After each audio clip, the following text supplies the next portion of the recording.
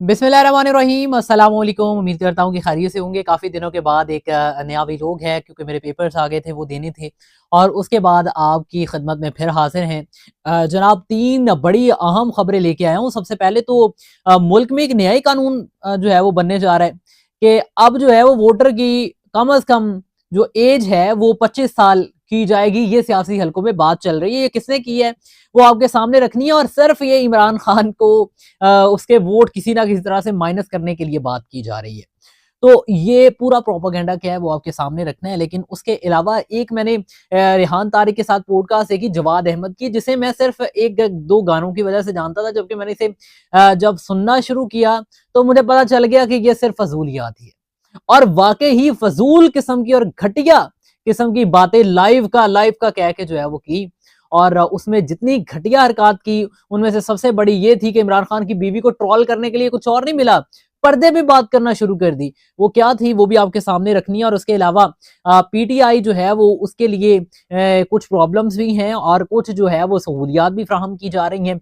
वो क्या मामला है उस पर भी बात करनी है। लेकिन उससे पहले अगर अभी तक आपने हमारा यूट्यूब चैनल सब्सक्राइब नहीं किया तो जल्दी से कर लें, क्योंकि 24 घंटे की अपडेट्स आपको यहीं पर मिलेंगी। तो सबसे पहले वोटर्स की जो उम्र है वो 25 साल किए जाने की सियासी हलकों में बात चल रही है। यानी कि ये समझा जा रहा है कि जो इमरान खान का वोटर है वो तो 18 साल की एज का है और 18 साल से 25 के दरमियान है। यानी कि नौजवान क़यादत जो है वो इमरान खान को पसंद करती है और वो वोट देती है। और इसका सबूत हमने 2024 में देख ही लिया था, 8 फरवरी वाले दिन। तो ये तो अब हुकूमत भी मान चुकी है इस बात को ना।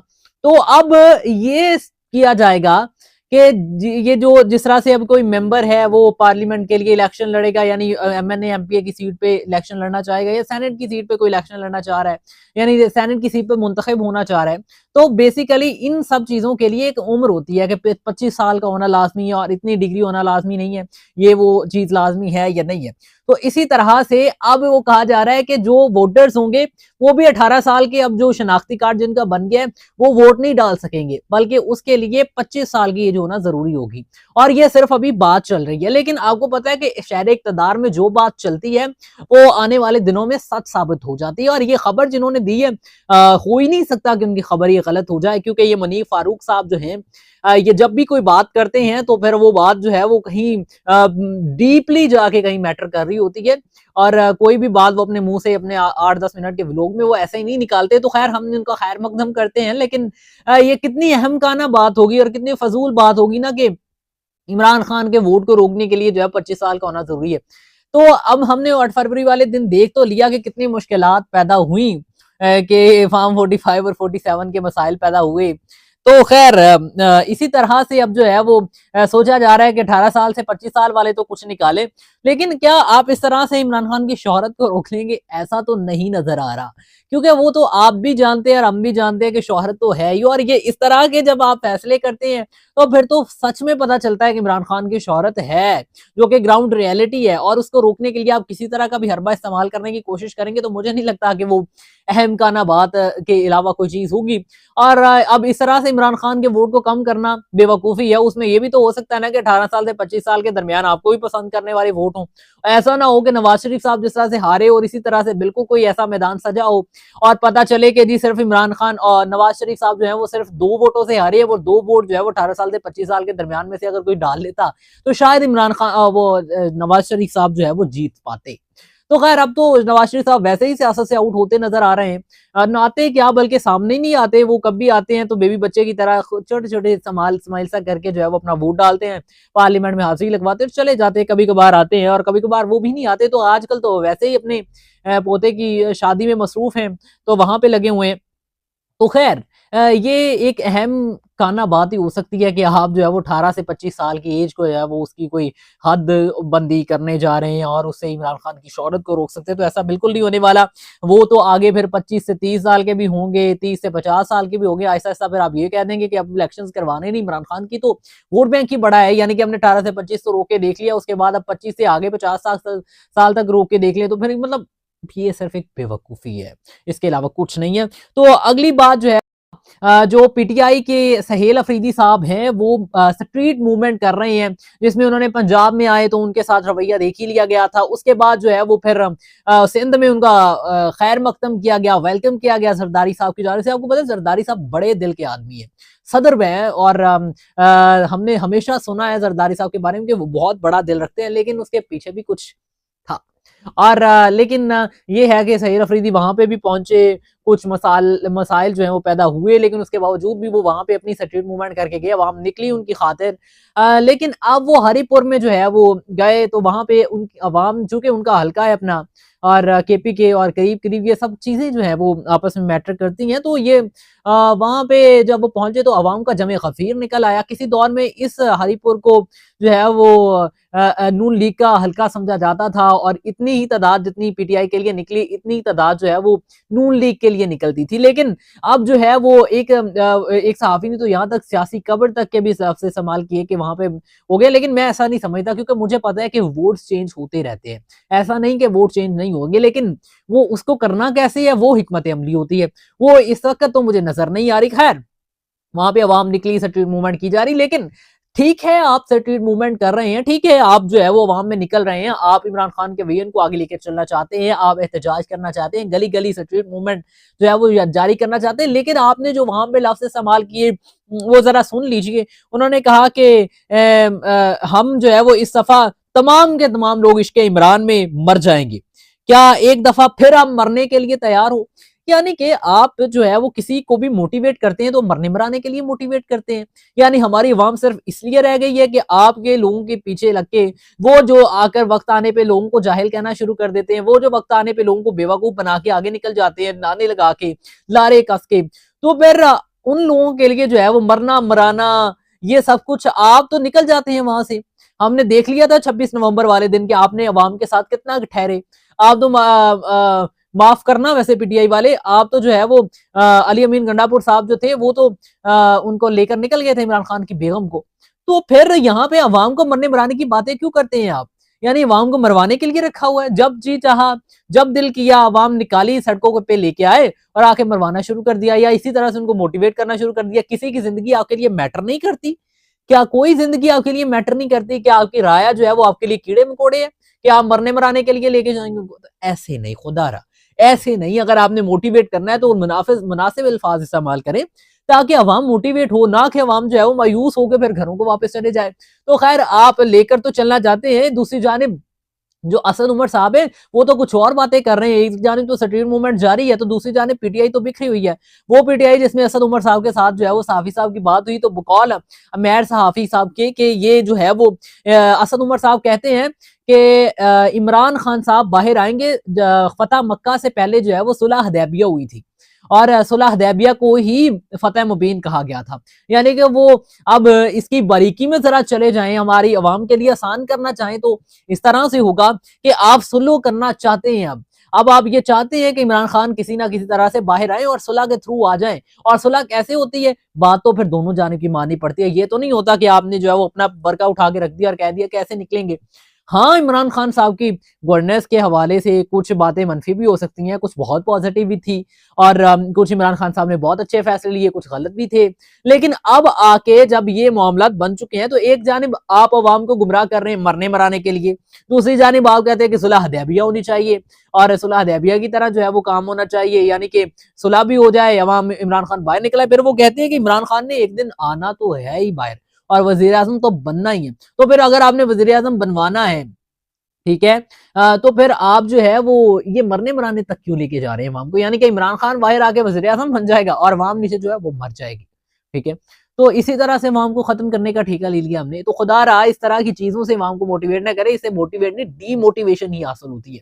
तो आप मरने मराने की बातें करना शुरू कर देते, इससे जरा निकल आए। और दूसरी जानिब फिर एक और रिलीफ मिला पीटीआई को, और वो ये था कि महमूद खान अचकजई, जिनकी बतौर ऑपोजिशन जो है वो लीडर मुकर्रर नहीं किए जा रहे थे, वो या सादिक साहब जो है वो उसमें रफर डाल रहे थे और कह रहे थे नहीं होना। फिर उसके बाद अब ये फैसला आया कि या सादिक साहब के बकौल, यानी कि नून लीग के बकौल के नवाज शरीफ साहब ने कहा है कि आप जो है वो ये जो महमूद खान अचकजई साहब है इनको दे दें, लीडर ऑफ ऑपोजिशन मुकर्रर कर दें। और फाइनली फिर जो है वो कर दिया गया। और पीटीआई को उसका जो है वो थमा दिया गया नोटिफिकेशन, ठीक है। तो ये बेसिकली सियासत जो है ना वो समझने वाली चीज है। सियासत ये नहीं कि हमने वक्ती तौर पे फायदा लेना है, सियासत ये है कि कभी भी अपने किसी भी आप प्यादे को उठाकर कहीं भी इस्तेमाल कर सकें। आप देखें कि अब हम पीटीआई तो इस वक्त ऐसे फेज में है जिसमें उसने भरोसा ही करना है। चाहे वो जिस तरह से उन्होंने किया था 26वीं तरमीम के वक्त मौलाना फजल रहमान के घरों के चक्कर लगाए थे, लेकिन उसके बाद मौलाना फजल रहमान पे यकीन भी किया, मौलाना फजल रहमान ने यकीन तोड़ दिया, 27 में भी यकीन तोड़ दिया। तो इसी तरह से जो है वो फिर अब ये भी तो हो सकता है ना कि महमूद खान सही साहब अचानक से पता चले कि वो तो नून लीग में हो, ये क्या हो गया, नवाज शरीफ साहब की साइड पे चले गए, ये तो प्यादा इस्तेमाल किया गया है। तो कुछ भी हो सकता है, लेकिन इस वक्त पीटीआई इस फेज में नहीं है कि वो ये सोचे, बल्कि इस फेज में है कि पीटीआई एतबार करे और इस चीज को आगे लेके चले। चूंकि इमरान खान साहब का फैसला है कि महमूद खान अरशद सईद साहब को और उसके बाद जो है वो दूसरे इलामा राजा नासिर साहब जो है उनको आपने शामिल करना है, तो बतौर ऑपोजिशन तो मुकर्रर कर देगा। और मैंने क्या बरीक वारदात देखी है, बल्कि वारदात चले छोड़े यार, इस तरह के लफ्ज इस्तेमाल ना ही करे तो बेहतर है। मैंने क्या खूब चीज देखी है कि महमूद खान अचकजई साहब एन उसी वक्त ज्यादा बोलना शुरू हुए जब उनकी ओपोजिशन लीडर के तौर पे तकर्री हो गई है। खैर जी, ये है हमारी सियासत। और अब मैं एक इंतहाई अहम मुद्दे पे बात करना चाहता हूँ। ये जवाद अहमद साहब जो है ये गलीज और घटिया अल्फाज तो इमरान खान साहब के हवाले से इस्तेमाल करते थे, या दीगर जो है मतलब खासी किड़ इनको और इकरारुल हसन साहब को भी अब लग रही है, मुझे तो लगता है कि इमरान खान साहब के साथ है। यार भाई, आपने अगर सियासत में कदम रखा है तो सिर्फ इमरान खान का क्यों सोचते हैं भाई? इमरान खान से हटके भी बहुत दुनिया है, उसका भी सोचना है आपने। इमरान खान को ही टारगेट, इमरान खान के ऊपर ही ट्वीट, इमरान खान के ऊपर ही बातें। अब यहाँ तक बहस लेकर गए ये जो जवाद अहमद साहब है, मैं इनको बतौर गुलकार एक दो मैंने इनके गाने सुने तो मुझे बहुत अच्छे लगे, लेकिन अब सियासत में आके इस तरह से मैंने जी लाइव आना है, लाइव लिया है रेहान तारिक, और अब उसमें बैठ के वो औरत के साथ घटिया और नामुनासिब बातें कर रहे हैं और कह रहे हैं जी कि ये जो आप पर्दे के बगैर फिर रही है ना इस पाकिस्तान में, ये सिर्फ हमारी वजह से है। अगर हम ना होते तो इमरान खान के तो कहता है, उसकी बीवी तो कहती है कि पर्दा तो असल यही होता है जो मैंने किया हुआ है, जो हिजाब किया हुआ है। तो भाई और क्या पर्दा होता है फिर? और वो कहता है कि अगर इमरान खान की बहनें चादरें लेके फिरेंगी तो फिर जो मायरा खान है वो कैसे नाचेगी? अस्तगफिरुल्लाह यार, ऐसी सोच पे मतलब लानत भेजने को दिल करता है कि आप किस तरह की घटिया गुफ्तगू कर रहे हैं एक औरत के साथ लाइव शो में बैठ के, जिसकी आपकी फरमाइश थी, और उसमें आप बातें देख ले किस तरह की कर रहे हैं, और कोई और टॉपिक नहीं मिला इमरान खान को जलील करने का तो आपने ये करना शुरू कर दिया। यानी इमरान खान पे आपने तनकीद करनी है तो कोई और कर ले। ये भाई जो वो कह रहे हैं ना कि असल पर्दा यही है कि आप बेगम औरत का जो है वो एक चेहरे की झलक तक ना नजर आए, उसके तो बाल तक ना नजर आए। एक नबी पाक सल्लल्लाहु अलैहि वसल्लम की बेटी भी थी एक, जिनके एक बाल नजर आ गया था तो चांद सूरज जो है वो छुप गया था जाके अपनी जगह से। तो आप जो है वो उस पर्दे के बारे में बात कर रहे हैं जिसके बारे में नबी पाक सल्लल्लाहु अलैहि वसल्लम की हदीस मौजूद है, कुरान पाक की भी आयत मौजूद है कि अगर मोमिन औरतें घरों से बाहर निकलें तो नकाब ओढ़ लिया करें ताकि उनमें और काफरों की औरतों में पहचान हो सके। तो फिर नाउज बिल्ला आप तो इमरान खान को नहीं बल्कि आप कुरान पाक को चैलेंज करना चाहते, तो इतना घटिया और गलीज और नीचा ना गिरे कि आप जो है वो कल को अल्लाह के यहाँ अपने आप को डिफेंड ना कर सके। यानी पर्दे को रागिब करने की बजाय पहले इतनी फहाशी हो गई है, पहले ही इतनी शराब नोशी की बातें हो रही हैं। वो फवाद चौधरी साहब की लास्ट टाइम बात की थी कि फवाद चौधरी साहब कहते थे कि वो जी यहाँ पे तो इजाजत होनी चाहिए, तमाम ममालिक में जो है वो इजाजत है शराब पीने की, तो यहाँ क्यों नहीं है? बार्स खुलने चाहिए यहाँ पे। तो आप जो है वो बिल्कुल उसी लाइन पे चलते हुए आपने कह दिया कि पर्दा क्या है, पर्दा क्या है, पर्दे की अहमियत क्या है, आपको तो नंगे सर घूमना चाहिए। यानी कि गलासत को आपने किसी ना किसी तरह से पाकिस्तान में लेके आना है। फिर आपसे तो अच्छा तो फिर वो फैमिली यूट्यूबर्स ही हैं जो अपनी फैमिलीज को लेके आ रहे हैं, ठीक है, आप वही सेम। और दूसरी जानिब आप ये कह रहे हैं हमारी बात नहीं सुनी जाती, यहाँ तो बात जन्नत मिर्जा जैसी औरत की सुनी जाती है जो कि नाचती है आके टिकटॉक पे।